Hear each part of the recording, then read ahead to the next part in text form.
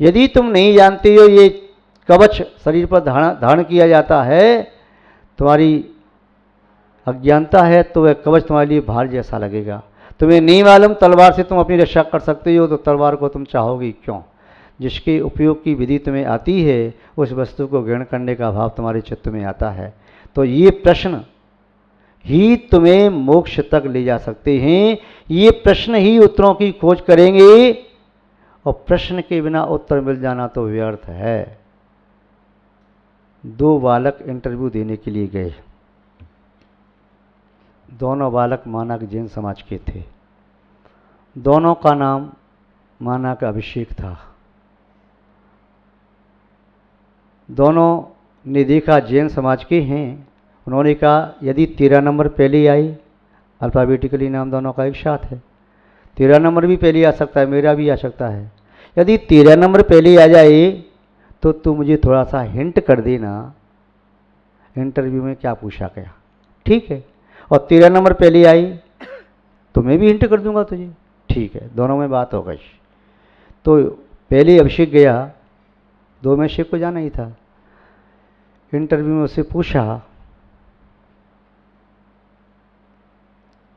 भारत के प्रथम राष्ट्रपति का नाम क्या है? उसने कहा सहजता में भारत के प्रथम राष्ट्रपति डॉक्टर, स्वतंत्र भारत के प्रथम राष्ट्रपति डॉक्टर राजेंद्र प्रसाद जी, ठीक है। दूसरा प्रश्न पूछा भारत कब स्वतंत्र हुआ? उसने कहा 10 मार्च 1957 से क्रांति प्रारंभ हुई थी, किंतु सफलता 15 अगस्त 1947 को मिली, ठीक है। तीसरा प्रश्न पूछा पृथ्वी कैसी है? उसने उत्तर दिया सहजता में वैज्ञानिकों ने सिद्ध किया है पृथ्वी गोल है, फिर भी अभी खोज जारी है, ठीक है, तुम जा सकते हो। चला गया। दूसरा अभिषेक तैयार खड़ा था, वह लौट करके आए तो मैं से पूछूं क्या पूछा है। उधर उसके आते ही द्वितीय अभिषेक का नाम बोला गया, 1 बार बोला, 2 बार बोला। वह अभिषेक लौट करके आए तब तो कुछ पूछे और बताए, वह रास्ते में टकरा गए। उससे पूछा क्या है? प्रश्न बताने का समय नहीं है, उत्तर याद कर ले। पहले प्रश्न का उत्तर है डॉक्टर राजेंद्र प्रसाद जी, दूसरे प्रश्न का उत्तर है कार्य का प्रारंभ 1957 से हुआ था, सफलता 15 अगस्त 1947 को मिली।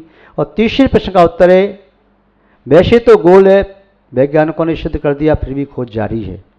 2 बार अभिषेक का नाम लिया गया, तीसरी बार जैसे ही नाम लिया तो वह हाँफते हाँफते पहुंचा। उन अधिकारियों ने उसको देखा, अभिषेक को, ऊपर से नीचे तक, कैसा व्यक्ति है, कितना लीजिए, ये तीसरी बार नाम बोल दिया उसके बाद उपस्थित हुआ है, अन्यथा व्यक्ति पहली बार ही उपस्थित हो जाता है। हाँ पर आता बड़ी बुरी तरह से। उसने पूछा क्या नाम है तेरा? डॉक्टर राजेंद्र प्रसाद जी। दूसरा प्रश्न पूछा तेरा जन्म किस मुहूर्त में हुआ? कार्य का प्रारंभ तो 10 मार्च 1957 से हुआ था, सफलता 15 अगस्त 1947 में मिली थी। बड़ा अजीब व्यक्ति है। तेरे पास बुद्धि भी है क्या? वैज्ञानिकों ने सिद्ध कर दिया है, वैसे तो गोल है, फिर भी खोज जारी है। केवल आप इसे सुनकर के हंस लिए।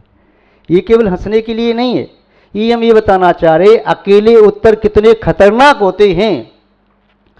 साधु संत विद्वान प्रवचनकार कोई भी यदि श्रावक को उपदेश दे रहा है तो उसका उपदेश उसे पथ से भटकाने वाला भी हो सकता है।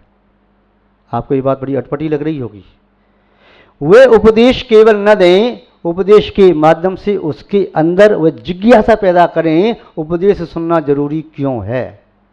वह जिज्ञासा पैदा करें आत्मकल्याण करना जरूरी क्यों है, व्रती बनना जरूरी क्यों है, पूजा पाठ करना जरूरी क्यों है, अभिषेक करना जरूरी क्यों है। ये उसके जीवन में प्रश्न पैदा होगा, उत्तर खोजेगा, स्वयं दौड़ता हुआ आएगा। उसके समझ में ये आ गया कि जिनवाणी के शब्द एक अंतर मुहूर्त के लिए मैंने शांत से सुन लिए तो उस अंतर मुहूर्त में असंख्यात गुणित श्रेणी निजरा होती है पाप कर्मों की। एक बार भगवान का अभिषेक करने से 7 से पुण्य का बंध होता है, एक बार अभिषेक करने से कितने पाप कर्म निर्जीर्ण हो जाते हैं। इस प्रकार उसके मन में आ जाए, एक बार यदि मैंने पाप का त्याग किया, महावीर स्वामी के जीव ने कौए के मांस का त्याग किया, महापद्म नाम के तीर्थंकर होंगे, उनके पूर्व में खलसा भील ने कहा कि कौए के मांस का त्याग किया, वह भी दीप बन गया। एक छोटा सा नियम ऐसे बना सकता है तो मैं बड़ी नियम का पालन क्यों नहीं कर सकता। एक छोटी सी परीक्षा में पास होने वाला विद्यार्थी 100 में से 100 नंबर ला करके पुरस्कार और प्रमाण पत्र दोनों प्राप्त कर सकता है। मैंने तो ऊंची कक्षा में पढ़ाई की है तो मुझे पुरस्कार और प्रमाण पत्र क्यों नहीं मिलेगा। बड़ी परीक्षा का बड़ा प्रमाण पत्र होता है और पुरस्कार योग्यता के आधार पर दोनों के समान भी हो सकते हैं। वह भी 100 में से 100 नंबर लाए कक्षा का विद्यार्थी और 8वीं का विद्यार्थी भी 100 में 100 नंबर लाए तो प्रथम पुरस्कार दोनों का एक जैसा भी हो सकता है। तो महानुभाव, यहाँ पर आचार्य महोदय कह रहे हैं कि वे कौन से कारण हैं जिसके माध्यम से मोक्ष सुख को जाना जा सकता है। गुरुपदेशाद अभ्यासात, गुरुपदेशाद अभ्यासात संवित्ति स्वपरांतरम, संवित्ति स्वपरांतरम जानाति यह स जानाति, जानाति यह स जानाति मोक्ष सौख्यम निरंतरम, मोक्ष सौख्यम निरंतरम, मोक्ष सौख्यम निरंतरम। वह व्यक्ति स जानाति, सामान्य वह जानाति जानता है, वह जानता है मोक्ष के सुख को निरंतर, हमेशा मोक्ष के सुख को जानता है। कौन? यह है जो जानाति जानता है। किसको जानता है? गुरुपदेशात, गुरु के उपदेश को जानता है। जिसने गुरु का उपदेश नहीं सुना वह जीवन में मोक्ष के सुख को नहीं जान सकता। अभ्यासात, जिसने गुरु के उपदेश का, जिन वचनों का अभ्यास नहीं किया, तत्व का चिंतन नहीं किया, बार बार उसे अपने दिमाग में चिंतन नहीं किया है, मस्तिष्क में घुमाया नहीं है, तो मोक्ष के सुख को जान नहीं पाएगा। तत्व चिंतन के बिना मोक्ष सुख समझ में नहीं आता। संवित्ति, जिसने अनुभूति नहीं की, अनुभव नहीं किया, ऐसा व्यक्ति भी मोक्ष के सुख को नहीं जान सकता। स्वपरांतरम, स्व और पर के अंतर को, भेद विज्ञान, भेद विज्ञान का जिसने अनुभव नहीं किया, भेद विज्ञान का इसने चिंतन नहीं किया, भेद विज्ञान को इसने गुरु के मुख से नहीं सुना, ऐसा व्यक्ति कभी भी मोक्ष के सुख को जानने में समर्थ नहीं हो सकता। तो गुरु उपदेश पहला कारण है। गुरु उपदेश के बिना सम्मत की प्राप्ति भी नहीं होती। गुरु उपदेश के बिना जीवन में कभी सम्यक ज्ञान की वृद्धि नहीं होती। जैसे दीपक की ज्योति और घृत के बिना दीपक जलता नहीं है। अकेला दीपक रख लो, न ज्योति है न घृत है, तो क्या जलाओगे दीपक। आचार्य परमेष्ठी जाज्वल्यमान दीपक की तरह से वे स्वयं प्रज्वलित होकर के अनेक बुझे हुए दीपों को जला सकते हैं, किंतु जो दीपक स्वयं जलने में असमर्थ है, जिसमें ज्योति और घृत नहीं है, वह कैसे जलाएगा। तत्व चिंतन निस्संदेह स्वभाव की ओर ले जाने वाला है। जिसका बार बार चिंतन करो, बार बार चिंतन करो, वही दशा प्रकट हो जाती है। और स्वसंवित्ते, आँख बंद करके अपनी आत्मा की वैसी अनुभूति करो। भेद विज्ञान रूप शरीर पड़ोसी है और मैं उस पड़ोसी के घर में रहने वाला एक अलग चैतन्य में जीवात्मा हूँ। ऐसा अनुभव करने से मोक्ष की प्रतीति होगी, मोक्ष का सुख अनुभव में आएगा और मोक्ष को प्राप्त करने की प्यास जगेगी। हम यही चाहते हैं कि आपके चित्त में भी मोक्ष के सुख को प्राप्त करने की प्यास जगे। इन्हीं सद्भावनाओं के साथ अपनी शब्द श्रृंखला का हम यहाँ पर विराम देते हैं। जय बोलिए श्री शांतनाथ भगवान की, परम पूज्य आचार्य गुरुदेव श्री विद्यानंद जी महाराज की, अहिंसामय विश्व धर्म की, जैनम जयतु शासनम विश्व कल्याण कारकम। ओकारं बिंदु संयुक्तं नित्यं ध्यायन्ति योगिनः कामदं मोक्षदं चैव ओंकाराय नमो नमः। अविरल शब्द घनौघ प्रक्षालित सकल भूतलमल कलंकः मुनिविरपाशित तीर्था सरस्वती हरतनोदरतान्। अज्ञानतिमिरान्धानां ज्ञानाञ्जनशलाकया चक्षुरुन्मीलितं येन तस्मै श्री गुरुवे नमः। श्री परम गुरुवे नमः। श्री परम्पराचार्य गुरुवे नमः। सकल कलश विध्वंसकं श्रीयशां परिवर्धकं धर्म संबंधकं भव्य जीव मन प्रतिबोधकारकं पाप प्रणाशकं पुण्य प्रकाशकं इदं शास्त्रं श्री इष्टोपदेशनामधेयम् अस्य मूलग्रन्थकर्तारः श्री सर्वज्ञदेवः तदुत्तरग्रन्थकर्तारः श्री गणधरदेवः प्रतिगणधरदेवः तेषां वचनानुसार आसाद्य आचार्य श्री देवनंदी अपरनाम पूज्यपाद स्वामिना विरचितं श्रोतारा सावधानतया श्रवन्तु। मंगलम भगवान वीरो मंगलम गौतमो गणी मंगलम कुंद कुंदाद्यो जैन धर्मोस्तु मंगलम सर्वमंगलमांगल्यम सर्वकल्याणकारकम प्रधानं सर्वधर्माणां जैनं जयतु शासनं जैनं जयतु शासनं जैनं जयतु शासनं यस्य स्वयं स्वभावाप्ते रभावे कृष्णकर्मणः तस्मै संज्ञानरूपाय नमोस्तु परमात्मने नमो अरिहंताणं नमो सिद्धाणं नमो आयर्याणं नमो वज्रायाणं नमो लोये सौवशाहुरम्। जय बोलिए त्रिकालवर्ती त्रैलोक पूज्य विश्वाराध्य पंच परमेष्ठी भगवान की, अनंत शुद्ध परमेष्ठी भगवान की, वर्तमान जिन शासन नायक श्री वर्धमान महावीर भगवान की, परम पूज्य आचार्य भगवान श्री पूज्यपाद स्वामी मुनि महाराज की, परम पूज्य सिद्धांत चक्रवर्ती श्वेत पिछाचार्य गुरुदेव श्री विद्यानंद जी मुनि महाराज की, विश्व कल्याणकारक अहिंसा प्रधान श्रीमद विश्व धर्म की। जैनम जयतु शासनम विश्व कल्याणकारकम। धर्म स्नेही सत श्रद्धालु यहाँ पर उपस्थित आप सभी भव्य वर पुंडरीक पुण्यात्मा महानुभाव, जीवन में अपने लक्ष्य को उद्देश्य को प्राप्त करने के लिए गमन करना अनिवार्य है,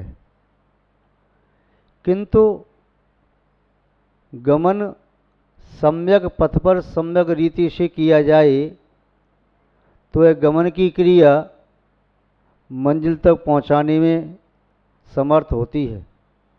यदि गमन मिथ्या पथ पर किया जाए और मिथ्या विधि से किया जाए तो वह क्रिया साध्य की सिद्धि कराने में समर्थ नहीं होती। पथ सम्यक कौन सा है, क्रिया सम्यक कौन सी है, हमारा सम्यक लक्ष्य कौन सा है, इस सब के संबंध में वही बताने में समर्थ होता है जिसने उसके बारे में अनुभव प्राप्त किया हो, जाना हो या जो मंजिल तक पहुंच गया हो। जिनेंद्र देव या सिद्ध परमेष्ठी अपने अंतिम लक्ष्य तक पहुंच गए हैं। उन्होंने मार्ग को भी जाना है, उन्होंने मार्ग पर गमन करने की विधि को भी अनुभव किया, जाना और प्रयोग किया, उसके फल को भी प्राप्त किया। अतः उनके द्वारा प्रतिपादित विधि निस्संदेह परम सत्य है। उसके अतिरिक्त अन्य किसी अज्ञानी व्यक्ति के द्वारा प्रतिपादित विधि सत्य नहीं हो सकती। तो विधि का कथन करने वाले, मार्ग को दर्शाने वाले गुरु होते हैं। गुरु के बिना कोई भी व्यक्ति अपने कार्य में सफल नहीं होता। गुरु का जीवन में बहुत बड़ा महत्व होता है। इसीलिए ये वाक्य आपके सुनने में आया होगा कि जिसका कोई गुरु नहीं उसका जीवन शुरू नहीं। गुरु के माध्यम से ही जीवन प्रारंभ होता है। यदि मिथ्या गुरु का आश्रय लिया तो मिथ्यात्व की समृद्धि होती है, सम्यक गुरु का आश्रय लिया तो सम्यक गुणों की जीवन में वृद्धि होती है, सम्यक गुण प्रादुर्भूत होते हैं। सम्यक गुरु 5 हैं: अरियंत, सिद्ध, आचार्य, उपाध्याय, साधु। इसलिए पंचगुरु कहते हैं ये 5 परमेष्ठी हमारी सम्यक गुरु हैं। इन गुरु के माध्यम से क्या होता है तो आपने अभी मंगलाचरण में देखा, अज्ञानतिमिरांधानाम ज्ञानांजन शलाकया चक्षुरुन्मीलितं येन तस्मै श्री गुरुवे नमः। अज्ञान रूपी अंधकार को जो नष्ट करने में समर्थ हैं, जिन्होंने ज्ञान की शलाका के माध्यम से हमारी अनादिकाल से बंद नेत्रों को उन्मूलित किया है, जिन्होंने हमें केवल नेत्रों को ही नहीं खोला, हमको ज्योति भी प्रदान की है, प्रकाश भी दिया है। गुरु पथ भी देते हैं और पाथे भी। गुरु मंजिल को भी बताते हैं, मंजिल का मार्ग भी।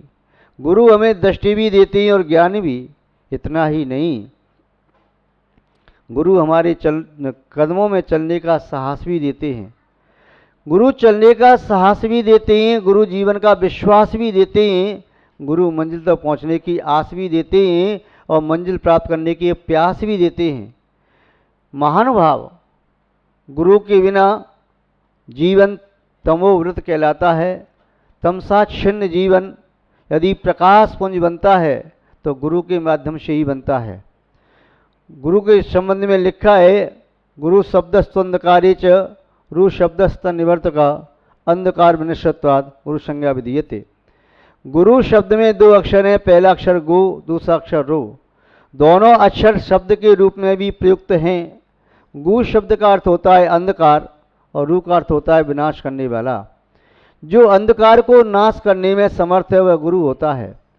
जो कार्य करोड़ों सूर्य और चंद्रमाओं के माध्यम से नहीं हो सकता, सूर्य और चंद्रमा बाहर के अंधकार को नष्ट करने में समर्थ हो सकते हैं यदि उनके मध्य कोई बाधकतम कारण न हो तो। यदि सूर्य का उदय हो गया है, मध्य में बाधक कारण बादल आ जाएं, तब भी पृथ्वी पर अंधकार जैसा दिखाई देता है। चंद्रमा का उदय हो जाए, मध्य में बादल आ जाएं, तो अंधकार दिखाई देता है। ऐसे ही यदि गुरु और शिष्य के बीच में कोई बाधकतम कारण आ जाए तो गुरु भी हमारे अंधकार को नष्ट करने में समर्थ नहीं हो सकते।